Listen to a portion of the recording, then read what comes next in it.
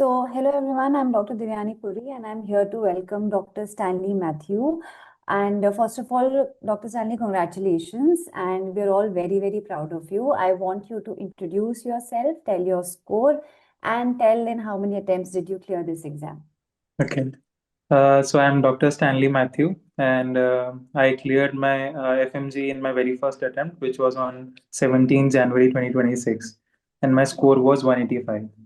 185. I just want to know firstly, how are you feeling? Before we get into anything else, I just want you to just, say how you're feeling, how your family is feeling at this moment. So just tell you. Yeah. I just want to say that I'm really, really happy. I feel very much blessed. My family is really happy. I just Hmm. want to say that it's all God's grace, it's my mother's blessing, and my sister's support. That's all. Your family has always been very, very supportive, which is Yes, really ma'am. great because, without family support, it becomes an extremely difficult journey. So that is really great that your family has been supportive in this. Stanley, were you like a mission subscriber or like how did you, how did you firstly get to know about us? I just want to know, how did you get to know about Cerebellum Academy? Okay, so I was in my final year in Hmm. Ukraine. I'm a Hmm. student of Uzhno, Ukraine. And during final year, our friend circle just decided that what coaching we will get once we reach India. Hmm. So we did a lot of research and we finally landed on Cerebellum as we saw that there was only one live coaching company which was also having a proper app with a proper queue bank with live sessions or live classes. So we Okay. finally decided to proceed with Cerebellum. Cerebellum Academy. Great. You joined the mission classes, right? Yes, I am a mission And subscriber. okay, and you joined it in the January one or the July one? No, no, the July one, July July batch. one. Okay, so Yeah. the 6 months wala batch that happens from July.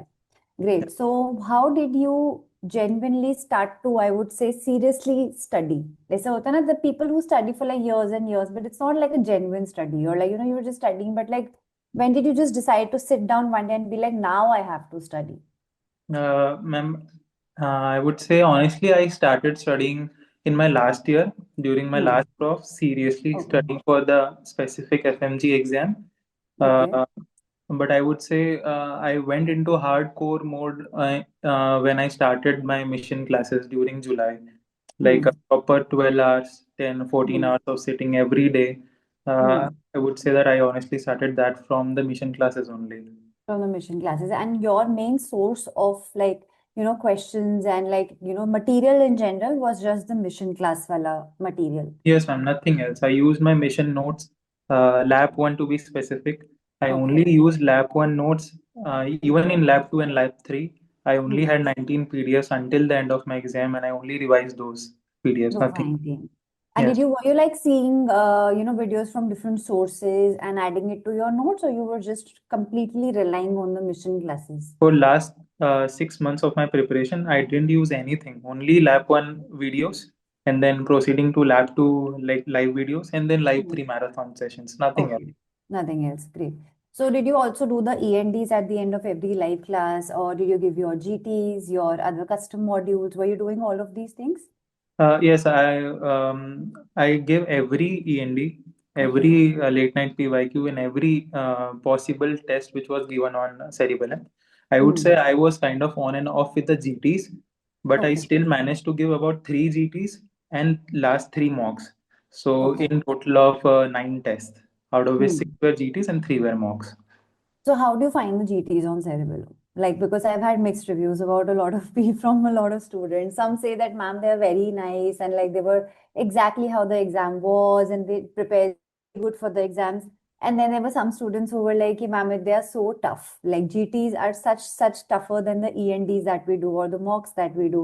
So why? So how do you feel about it? To be really honest, I'm a really average student. Okay. So I decided to give my first GT after lap one. As soon Okay. as the lap one ended, I was like, I have completed my first reading, so I Hmm. should give it a go. Okay. And my first GT score was 145. I was Okay. really disheartened because I thought that I would at least cross 150. Hmm. But I asked a lot of friends, and everybody felt like the GTs were a little on the tougher side. Hmm. So I anyways gave six GTs. In my third GT, I managed to cross 150. I was really happy. And then it started improving Hmm. GT by GT. And the real improvement I thought I would see, and the most accurate tests were mocks. The mocks were really accurate. They were really similar. Like I felt as if I was giving a mock during my real exam, Hmm. and they were very similar. So So the most mocks helped. accurate one for me were the mocks. The GTs were more on the tougher side, I would say. Okay, so mocks were, you felt more accurate to the exam that you were giving versus the Yes, G. yes. And if I have to give an example, I would like to show you this one. Uh, Hmm. this is my sticky note which I pasted before starting my preparation. I Mock. aimed for 200 marks. Hmm. First mock result was 178. 178. Second was 185, and third was 188. So this Hmm. shows how accurate the mocks of Cerebellum are, because my real score is also 185. One. So yeah, so that means you would say that it was very, very close. So mocks Yes. are something that I think and would you also go and review the videos also? Like, for Yes, yes, GT? yes. So, For me, a GT not reviewed is a GT not given, at least for me. hmm. So I have to review every GT. Without that, I don't proceed to next GT. Okay. So you did see the videos, and I'm sure the videos must have helped. And, Yeah. they The can tend to most tell you where you went wrong with the GT and what you should improve. So Yes. those are The most helping. So, unique and the best thing what I liked about Cerebellum GTs and QBank was that you get the video explanation just below the question itself. You yeah. don't have to go to your main videos, main notes again to find that. So you have your explanation, very crisp, concise explanation, as well as the faculty explaining you in the same way. Hmm. And that is the best. I have never seen that before in any other platform. And it was like life changing for me Yeah, during. that is something that we did introduce recently. We were also not doing it, and we got such a great review for it that we thought that we should just continue this for everything that we can. So we're Yes. doing it for GTs, you're doing it for mocks, and even ENDs and all we do it. So yeah, that is something that I think is really taking off, and we're also glad that it's helping the students. Yes. So you were saying that okay, you had the timetable for the mission, you were giving all END GTs. Did you have any subject that you prioritized more over, let's say, other subjects, like short subjects you were leaving behind, or you were giving more priority to one subject, maybe because you loved it too much, or maybe because you hated it too much? So, was there any subject like this? When I started giving my GTs, you have the complete analysis of that GT, right? Yeah. After you give the GT. So I Hmm. started noticing that my first prof subjects were really Hmm. weak, like for example, anatomy, biochemistry. Biochem, physics. They Hmm. were all weak to be, and my clinical subjects were okay, better than them. Okay. Please. So Okay. I thought that I need to at least score better in my first prof subjects, and if Hmm. that gets a little better or even average, I would pass this exam. I knew it. So I started Okay. putting more efforts on my physiology, biochemistry, anatomy, and Hmm. slowly I saw progression in my GTs and my Hmm. preparation, and then from that I started my preparation. I would say that my favorite subject was surgery, because Hmm. I love Amrit Nasta sir and Yeah, the way he teaches. It's like yeah, that's true. before I started mission classes, surgery was such a heavy subject for me. Even Hmm. when I read surgery, I felt like I'm reading something a heavy subject. But Hmm. after I took his classes, it was like changing for me. I felt like surgery even pulled me through in the exam. There were Hmm. about 33 questions or something. I only made three mistakes in surgery, which was Hmm. like my best performance in all of my GTs and mocks combined. So Hmm. surgery actually pulled me through. Even OBGYN, it pulled me through. Hmm. The only suffering subject for me was medicine, I would say, because it was Hmm. really lengthy and I was not prepared for that. But surgery and gynae pulled me through.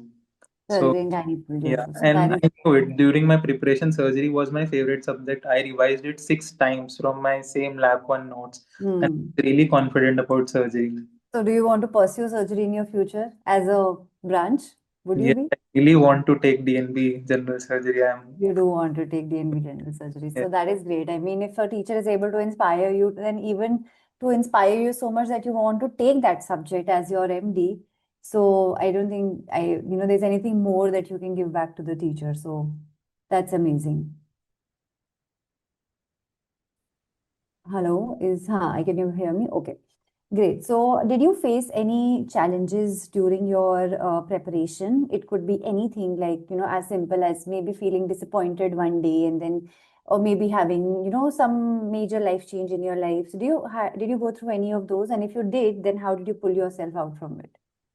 Ma'am, actually, I had an episode of food poisoning, and Okay. then I came to know that I have H. pylori infection very late. The mistake that I made was I tried to treat it myself with PPIs and everything. Okay, Oh, I didn't catch it beforehand, but eventually I went to the hospital, got my tests done, and then I went for an upper GI endoscopy, found hmm. out that I have H. pylori infection, which led to grade 3 gastritis and a 3 centimeter hiatus hernia. It was Hmm. like really bad time for me, and that time my medicine classes were going on, so live lab 1 mission classes. So I missed about 15 days of my classes during that time, out of which I missed medicine, radiology, and anesthesiology, 3 classes during that phase. So I was really disheartened. I was like, my preparation, I lost my pace, Hmm. lost my focus and everything. And then the quadruple therapy went on for next 15 days. A lot of nausea, vomiting, side Yeah. effects, and then I even thought of quitting my preparation and then starting my preparation in the next coming FMG, maybe the July Okay. batch. Hmm. But at that time, I really want to thank my mother and my sister who really pulled me through. They motivated me so much. Uh, Hmm. it's like we say, right? There's always a woman behind a successful man. My Yeah. success was almost inevitable because I had not one but two women in my life who That is pushed so me through great. that phase. So I'm really happy I had these people in my life. So I restarted my preparation. I knew that my medicine would be weak for the Hmm. entire period of time. I cannot catch up humanly. So I completed my anesthesiology and radiology. I did whatever I can for my medicine, which was sinking. Hmm. I would say that I did okay with Hmm. lab 2 and lab 3, and I kind of caught up to it. And then it Hmm. was okay at the end. It was okay at I'm the end. glad that I didn't quit at that time. Yeah, so glad because you cracked it in the first go and you had it a great score. So I'm glad your sister and your mother didn't let you give up on it and they believed in you much more than maybe you did believe in yourself at that point of time. So hats off to Yes. them and hats off to you also for going through so much and yet just picking up yourself and starting all over again. So that's also something that a lot of people don't end up doing, like but you did it. So hats off to you for that. So if your juniors are watching it and you have to give them three advice from your whole experience, how to crack this exam, what would it be? Okay. The first one, the mistake that I made, as soon as you reach India, you start Hmm. preparing for your exam, get a basic medical test done for yourself. Okay, Get it done as soon as that's a possible. great advice. Yeah. Yeah. Because whatsoever interviews I saw before coming to India, they were all academic focused. Okay, nobody will give you an advice that is related to something extra academic. Hmm. So Hmm. Hmm. I am just here trying to help those juniors. As soon as you come to India, get your basic medical test done, your blood Hmm. work done, and even if it's a mildest vitamin deficiency, it can lead to problems in your studies That's or your yeah. preparation. Okay, so Yeah. even if it is a nutritional deficiency, a deficiency, just get it done, get it Hmm. treated. Yeah. Uh, so everything else will be sorted. Your Hmm. food, your sleep, everything should be up to mark before starting your preparation, so it does not disturb your preparation during that Hmm. phase. This is my Hmm. number one advice, which I Okay. ignored, and that led to like disturbing of my preparation. That's a So great advice. Hmm. that is one. Number two would be not to change your source during the entire phase of your preparation. Uh, Hmm.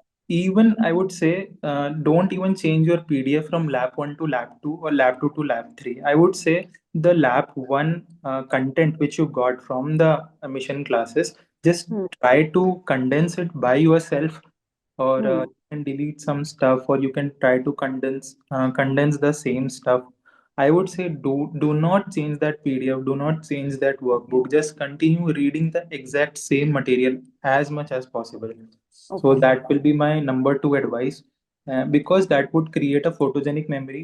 which would True. not be very obvious to you now, but it will be really, really helpful during that exam. And it will Hmm. the answers will suddenly pop you in your mind from Hmm. your mission pages. So Hmm. that's a really good thing that I would like for other Okay. people to follow. And third would be just keep calm for the Hmm. entire phase of preparations. I know it will be really hard, especially for the first time attempters. It's a fresh exam, you have never given it. And usually FMGs are less confident because Yeah, so I've heard. Even like more than that, I've heard from a lot of FMGs that the other FMG students would come and say, "Ki, oh, ho, first attempt, it's okay." Just already assuming that you will not crack it in the first attempt. So there was somebody who told that, while I gave the first half of the paper and I was just sitting, and then somebody just walked up to me and said, "Ki, how was your paper?" And she was like, "Yeah, my paper was fine." And like, "Oh, your first attempt." So she was like, "Yeah, it's my first attempt." They're like, "Oh, it's okay, it's fine." So already assuming that you will not get through, but for whichever interviews I have taken, most of the people have cracked it in their first attempt. And I want to kind of remove that taboo that it cannot be cracked in the first attempt. Everybody can do it. It is possible. Yes, it's a tough exam, but it's not impossible. Like so many people are doing it. And I think people should just pull each other up and not rather push each other down, like, not demotivate others. So that is really important. Yeah. exactly. Even the students, I really feel bad for people who have just missed their exam from maybe a mark or two, maybe at Yeah. 148, 149. I would say it's really disheartening, but I Hmm. would say just analyze your entire preparation. Don't do the exact same mistakes again. I would say that if the PYTs are mastered correctly, it would Hmm. definitely, you will definitely cross 150 score. Above that, I know it would be depending upon how much the workbook do you retain in your mind during the exam. Hmm. Hmm. And that will create the exact score which you desire, maybe 200 plus or 200. But scoring 150 is really not a big deal. Even the basic of the basic stuff, if you do like only mastering the PYTs, uh, Hmm. Hmm. Hmm. I'm really focusing upon the topics, not the PYQs. The All the cues. Yeah. PYQs, if you do it, you will definitely easily cross 150, and then above that is your capacity of retaining Hmm. the workbook, because Hmm. workbook has the entire content. It is definitely more than 200 plus of content which you have. Yeah. Now you have to decide how much you can retain it. So, Yeah. so that would be my third and last suggestion. Great. So thank you so much. I am very, very, I would say proud, and I want to congratulate you, and I want you to not kind of take worry of the future at this moment. Just enjoy this time because it's not going to come back again, and you will again go into that whole rut of preparation. So just Yes, enjoy this time, spend it as much as you can with your family, and I hope we'll be seeing you again in Cerebellum to crack the NEET exam, sure, ma'am. right? Right there. So. Yeah, so all the best from my side and have a great day. Thank you, ma'am. You too. Have a nice day. Thank you. Thank you.